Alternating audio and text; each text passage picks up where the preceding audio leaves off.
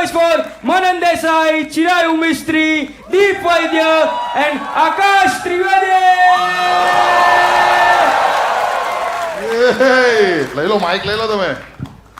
કેમ છો આકાશભાઈ, મજામાં? મોજે દરિયા. જો આ બેઝ કહેવાય, જોયું તમે? ભાઈ આકાશને કેટલા લોકો એના વિડીયોઝ જોયા છે, રીલ્સ જોયા છે? મેક સમ નોઇઝ.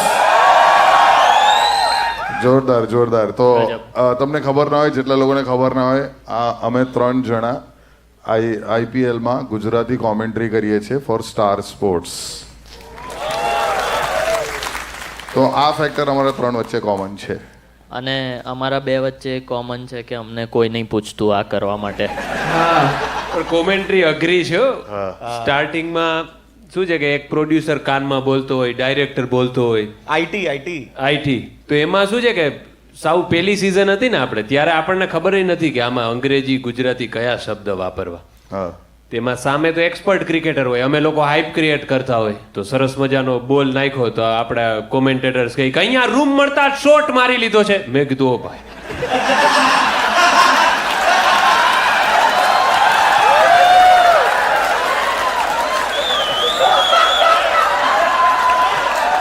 પ્રોડ્યુસરે હેપતાઈ ગયો કે આનું જજમેન્ટ કઈ રીતે રહેવું, અથવા કે આ કોમેન્ટેટરને કેવું કેમ કે જરાક આનો બીજો અર્થ નીકળે, એ કે આને વધુ રૂમ ના આપશો.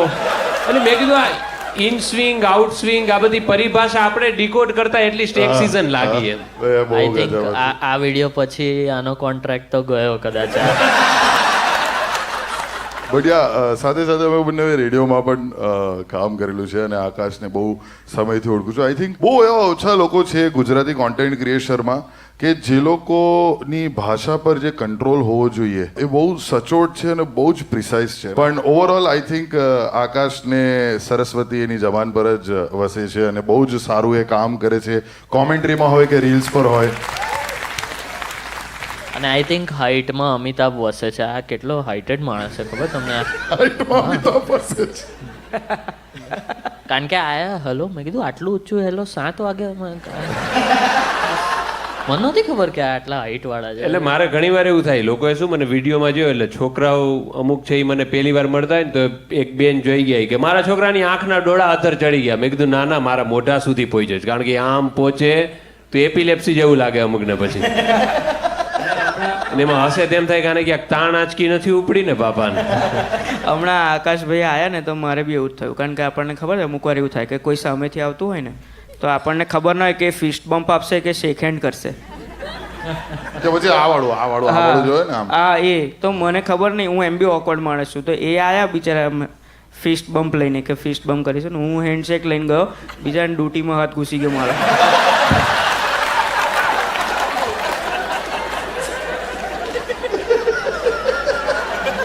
Didn't see it coming. કારણ કે ડ્યુટીમાં આંખ થોડી હોય તો. એમાં ડ્યુટીનું મહત્વ છે. કાઠિયાવાડીમાં શબ્દ છે કે ડ્યુટી ડાયો થામા, એટલે એનો અર્થ એટલે દોઢ ડાયો થામા એમ. ડ્યુટી દયો. ડ્યુટી ડાયો થામા. મારા ડ્યુટીમાં તો પેલી કોટન ફેક્ટરી વસેલી છે. દર વખતે નવા કપડાં પહેરો તો આમ મોટો ડૂચો નીકળે. મને એમ થયું કે ડ્યુટી ડાયો થામા એટલે કે તું બહુ ગંધાઈ છે નહીં ને. મને આમાંથી કશું નહોતી ખબર, બટ શિરાવતી કોઈ દિવસ ડ્યુટી સૂંઘી છે?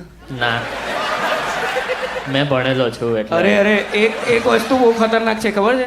હું એવું કરતો હતો સ્કૂલમાં, હું ગંદો જ માણસ. શું ડ્યુટીઓ સૂંઘતો હતો? ના, એનથી ગજબ. કોઈની પર બી કાટ હોય તમે બી ટ્રાય કરી શકો છો, ગમે તે ઉંમરના. ડ્યુટી મેલ તો થાય જ, બરાબર?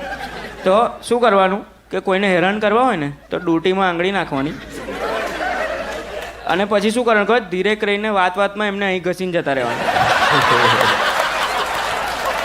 સસ્તા નશા. મારો રેકોર્ડ છે 6.5 કલાક સુધી એને વાસ વારશે. ના, પણ આજે નસીબ સર છે કારણ કે તારા ડ્યુટીમાં હાથ ગયેલો એટલે વાસ નહીં મારે કદાચ. કેટલા લોકો અહીંયા અમારી કોમેન્ટ્રી સાંભળેલી છે? મેક સમ નોઇઝ. જોરદાર જોરદાર. હું તો પણ જ્યારે બી ગુજરાત ટાઇટન્સની મેચ હોય ને, લાઈક આકાશ જો કરવાનો હોય કોમેન્ટ્રીમાં હું બી જોડે હોઉં એની સાથે, તો આઈ એમ જસ્ટ વેઇટિંગ કે ક્યારે ગુજરાત વર્સિસ આરસીબી આવે.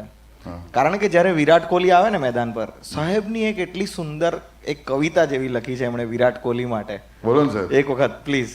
એટલે મને એવું ઘણીવાર છે ને વિચાર આવે, માનો કે આપણે પેલું તો સાંભળતા હોય અંગ્રેજીમાં બધા લોકોને, એટલે આપણી ગુજરાતી પ્રત્યે શું પેલા થોડુંક ઓડ લાગે, કારણ કે પહેલેથી બધા રવિ શાસ્ત્રીને સાંભળ્યું હોય કે Dhoni finishes the things off in a style, India, તો આવું બધું સાંભળ્યું હોય. તો મને એમ થયું કે જો આપણો કાઠિયાવાડનો કોઈ કવિ છે એ ત્યાં પહોંચી જાય તો કેવી રીતે કોમેન્ટ્રી કરે. ક્યાં વાત હે. તો એને જગતની માલિપા એને જ્યારે ધીંગાણું જામ્યું હોય ને 11 ખેલાડી ભારત અને ઓસ્ટ્રેલિયાના હામે હોય ત્યારે એને એમ કહેવાય કે ઓલો ડેવિડ વોર્નર રહીને લેફ્ટ હેન્ડર રહીને આપણા એને વિરાટ કોહલીની સામે ચીગમ ચાવતો એને એવું કહે છે કે ઓલ ઇઝ વેલ બોલ ઓલ ઇઝ વેલ, ત્યારે એને મરદ મુસાડો દાઢીવાળો અનુષ્કાનો ઘરવાળો એટલું બોલ્યો તો કે ઓલ ઇઝ વેલ તમારે ત્યાં હોતા છે, અહીં તો જમણો હાથ ડાબા હૃદય ઉપર રાખીને હા મોજ હા બોલીએ, ત્યાં તો ટેન્શન હાથમાં ફાડકે હમાઈ જાય. બોલો ભાઈ ભાઈ. What a guy. Love him.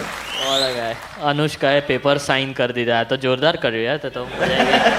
હું તો આટલું બધું બોલવા જાઉં 2 ઓવર પતી જાય.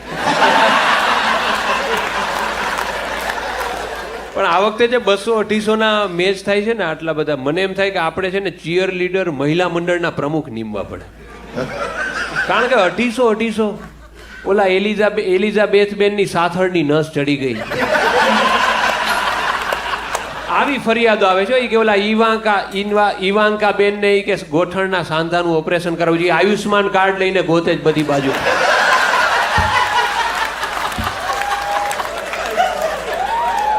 એ કે દર 3 ફોરે અને 2 સિક્સે એક જ વાર નાચવાનું રાખો. એમાં અમુક બેનો તો કેટરિંગમાં કામ માંડી છે ગોતવા. અને અમે ગુજરાતી કોમેન્ટ્રી સિવાય રેડિયોમાં પણ જ્યારે એ અલગ અલગ રેડિયો સ્ટેશનમાં કામ કરી ચૂકેલો છું, હું પણ 2 રેડિયો સ્ટેશનમાં અમે કામ કરી ચૂકેલા છે અને અમારી મુલાકાત ત્યાં જ થઈ હતી વર્ષો પહેલાં, અને પછી ત્યારથી અમે ગાળા મિત્રો છીએ. ગાળા મિત્રો નહીં પણ હા ખાસ મિત્રો તો ખરા. ખાસ મિત્રો ખરા એને, કારણ કે કોઈ પણ આ ફિલ્ડની અંદર જ્યારે સ્ટેજ ઉપરથી કોઈને કોમેડી કરવી હોય તો એમ કે પહેલેથી એમનું જે નામ છે ને દેશ વિદેશમાં જ એમણે વર્ચસ્વ જમાવ્યું છે, તો આપણે એક ગુરુની નજરે જોતા હોઈએ. હમણાં ગ્રીન રૂમમાં જો વાત કરતો હતો, મારું છે ને પહેલાંથી એવું જ રહ્યું છે કે હું જે પણ કોઈ સારો કલાકાર હોય ને એને ખેંચવાનો પ્રયત્ન કરું કે ભાઈ ચાલ સ્ટેન્ડઅપ કોમેડી કર, હવે ચાલ છાની માની સ્ટેન્ડઅપ કોમેડી કર. એમાં જ ચિરાવ જેવા બી ઊભા થયા છે. લિટરલી ખેંચી લે કે ચાલ બસ બહુ થઈ ગયું, હા આવતર ચાલ.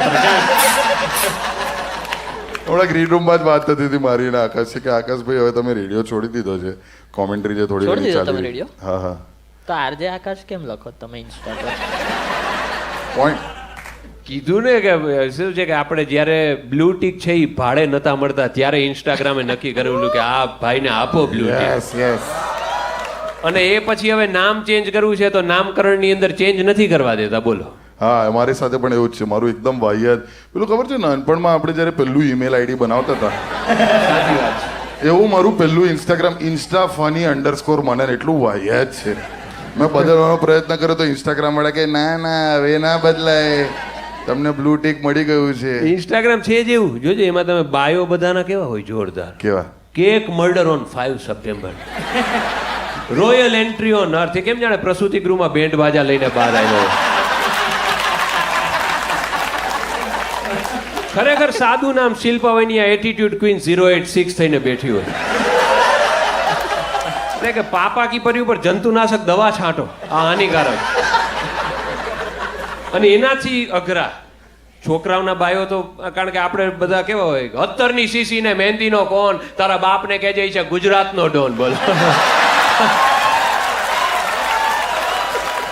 This guy.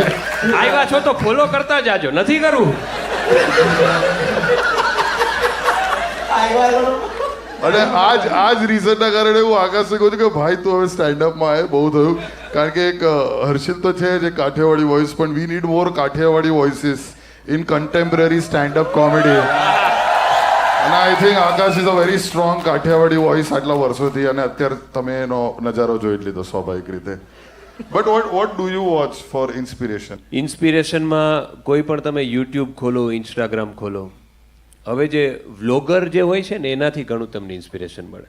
કારણ કે ઘણા બધા લોકો તો સ્ક્રિપ્ટ લખતા હોય, આ તો જે દેખાય છે એ બોલે છે કે અહીંયા તમને મળશે સોફો જેના ઉપર તમે બેસી શકો છો, આ છે તમારો સ્વિમિંગ પુલ જેમાં તમે નાહી શકો, એ તમને કહેતા જાય.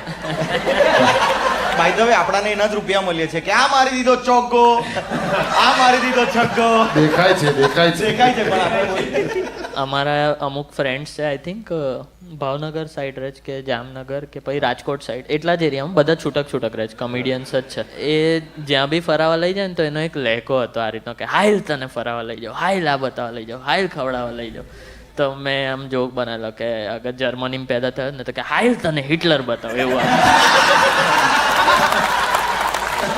સમજ પડી આમ નહીં ભણેલા હો તો નહીં પડે હા ભાઈ. આ સામાં થોડી પડે આ લોકો ગુજ્જુસ છે, જ્યુસ નહીં.